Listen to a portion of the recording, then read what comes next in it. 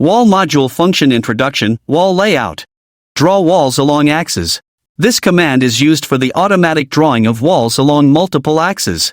Draw walls along axes requires that axes must exist, and the axis layer must be set to the axis layer.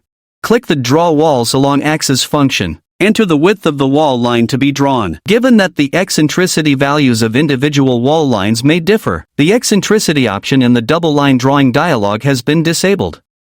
The types of walls are classified into concrete walls and brick walls. Wall lines can be drawn as either solid lines or dashed lines.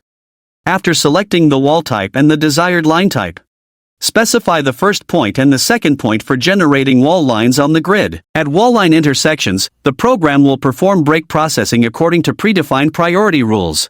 Draw walls along axes completed. Draw wall. This command is used to draw straight wall lines either continuously or individually. Click the Draw Wall function. Enter the width of the wall line to be drawn and its eccentricity value. Select the wall type and the line style. Wall line drawing methods are divided into continuous drawing and single segment drawing.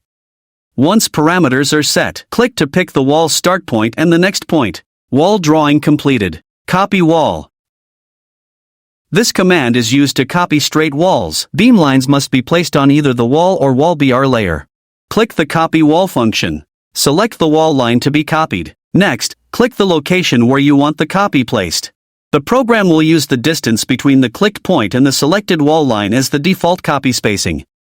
You can either keep clicking to place copies one after another, or type a number to make that many equally spaced copies in the same direction. Wall line copying completed. Thanks for watching. Best for all Explorer software.